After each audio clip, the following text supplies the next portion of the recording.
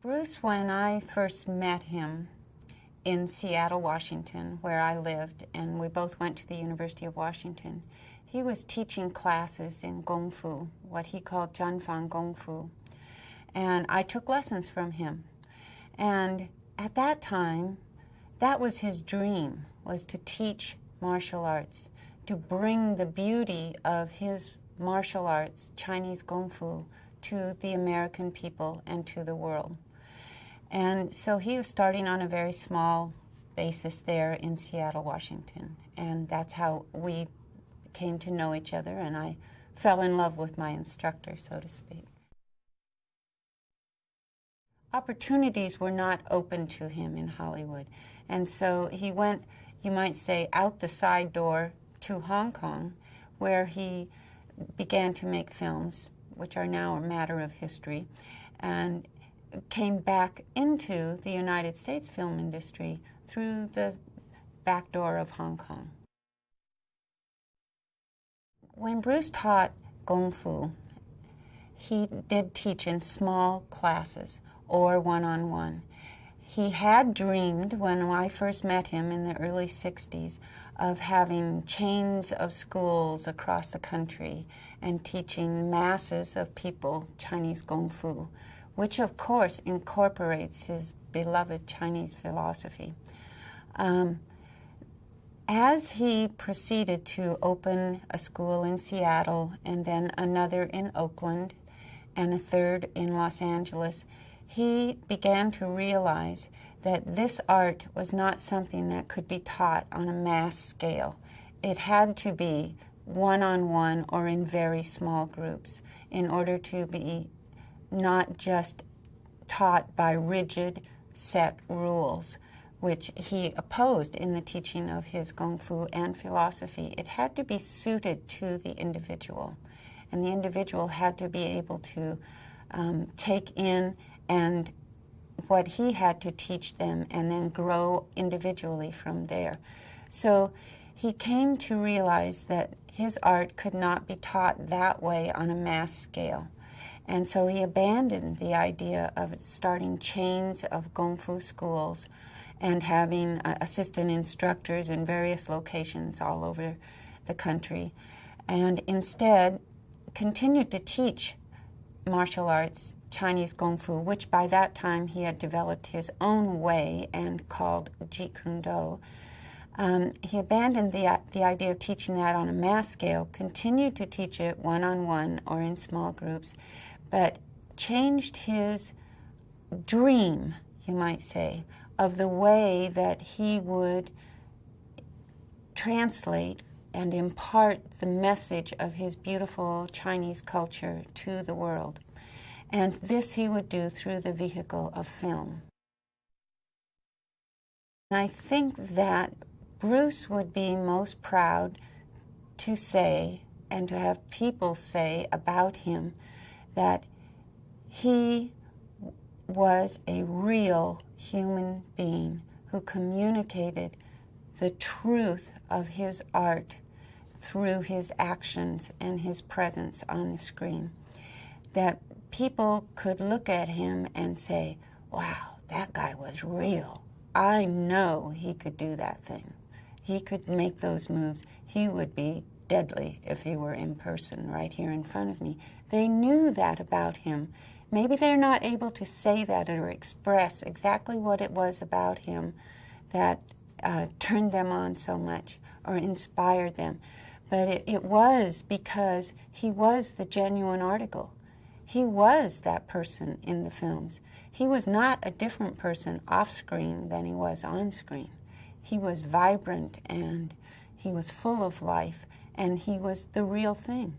And I think that really comes across and inspires people to want to better themselves, be a better martial artist, a better person, a more real and genuine person. Whether or not this comes through actually in the films, this was part of Bruce's message of martial arts, is that violence is not the answer to every situation. And so while an emotion that may be aroused by a confrontational circumstance may lead to a violent reaction in a film.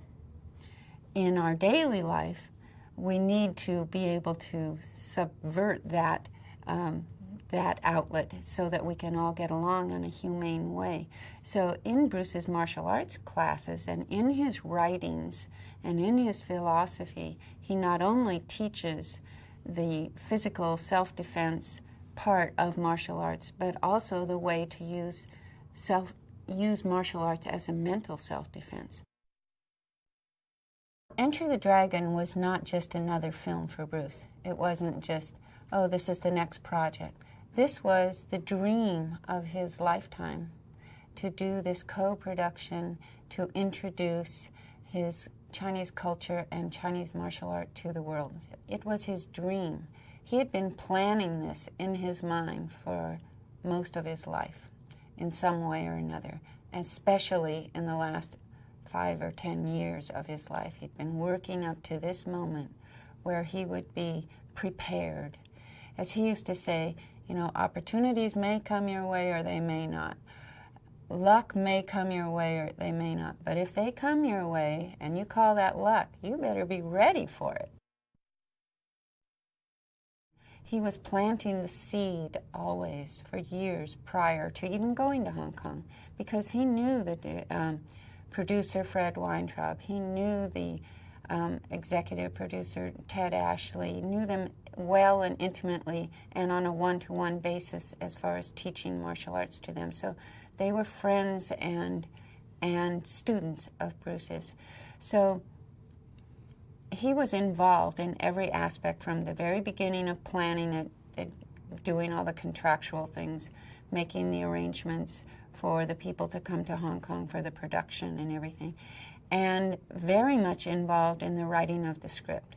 Of course, there was a script that the first title of which was Blood and Steel, and it underwent numerous revisions by Bruce.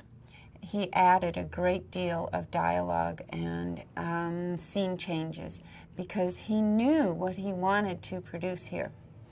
And there was reluctance and tug of war going on about exactly how the product would end up, how the script would end up. But Bruce was very insistent, almost to the point of being difficult to work with, because he knew exactly what he wanted and he insisted on what he needed. Not to say he was bullheaded and wouldn't compromise on things. That's not the impression I want to give. The impression I want to give is that he had a goal in mind. He knew what he wanted to communicate, martial arts-wise, philosophically-wise, through this film, and he was very determined to make his dream part of this movie, which I think is another reason why it has endured all these years. So he had a very active part in the writing of the script. He did, of course, choreograph all the fight scenes, and he was the best in the world at doing that. He had a film sense about how things would look on film, and he was exacting with his stunt people and the other actors that were in fight scenes with him. Nobody worked harder on Enter the Dragon than Bruce did. In the Far East, in Hong Kong, they had been making Chinese movies, of course, martial arts movies, for decades, if not longer, for as long as film was being made. So Chinese audiences were very sophisticated on what looked good and very vocal about expressing if they liked a martial arts scene or didn't like it. And so Bruce knew he had a very tough audience out there to please, and he also wanted to introduce it to Western audiences in a way that would set the standard. And I think there is no doubt that he did that. There were a couple of incidents that happened during the filming of Enter the Dragon that perhaps are not evident to the viewer because it's all pieced together nicely. But just for instance, so that you'll know when you see these films on camera, there is a scene where Bruce interacts with a cobra snake. And I don't know personally how he could ever do that, because I could not even be present on the set when this was happening. But and as you'll see in the film, this is a very large, ugly snake. And Bruce has to step on its tail and capture it by the head in order to subdue it. Well, in the finished version, you'll see everything went just fine and smoothly, and he does that with no problem. But that really wasn't the case during the filming. The snake was also somewhat angry because of all the runs he had been put through, and so this snake actually got quite nasty with Bruce and did, in fact, bite him. And it was painful, however, not deadly, because, in fact, the venom had been removed from this cobra, thank heavens, or the film may never have been finished. So, on another occasion, there is a fight scene you'll see in the movie where Bruce is fighting with Bob Wall. And this scene takes place in this vast courtyard with many martial artists dressed in white, which you will recognize in the film. And Bruce and Bob Wall are having this fight where Bob has a broken bottle in his hand. And in Hong Kong, they did not have the kind of breakaway props that they would have had in Hollywood. So this was a real broken glass bottle. And they're having this fight, and they had it carefully choreographed, who does what. And there was a slip-up during the filming of it, and consequently, one person didn't do what they were supposed to do. And consequently, Bruce's hand was severely cut across this tendon between the thumb and the forefinger. And filming had to stop, and it stopped for several days there. And Bruce had to have stitches, and his hand was all bandaged and swollen up. So that did put a stop to the film for a few days there. There was one extra on the set who I guess thought he would just see if Bruce was really a martial artist or was just an actor who was faking it. And he, between takes, when the extras are sitting around, standing around, and Bruce had a little time on his hands, one of these extras was goading Bruce all the time, like teasing him, like saying, you know, you're not any big stuff. I bet you can't do a sidekick and da-da-da. And normally this kind of thing did not faze Bruce at all, because he had evolved to that stage of being a martial artist that did not need to prove himself to every person that came along issuing a challenge or teasing him or picking on him or anything. So he did not always feel the need to react in the way that the person would be hoping that he would. But on this occasion, and I happened to be there on the set that day, and on this occasion, this kid was trying to show Bruce up and say he was a paper tiger. And Bruce felt that it had reached the point where if he did nothing and said nothing, he would not be able to inspire the rest of the extras to cooperate with him in the fight scenes and do what they needed to do to complete the movie. So he felt he needed to take a leadership role and to show this young man that he was going to have to eat his words. So, but he did it in a nice and playful way, and he called the guy down from where he was sitting up on a wall, throwing jibes at Bruce, and he said, hey, come on down here, you know. So he brought him down, and in the martial arts vernacular, I guess you would say he played with the young man. And he said, you know, they got in a stance, and he said, okay, go ahead, you know, try and throw a kick.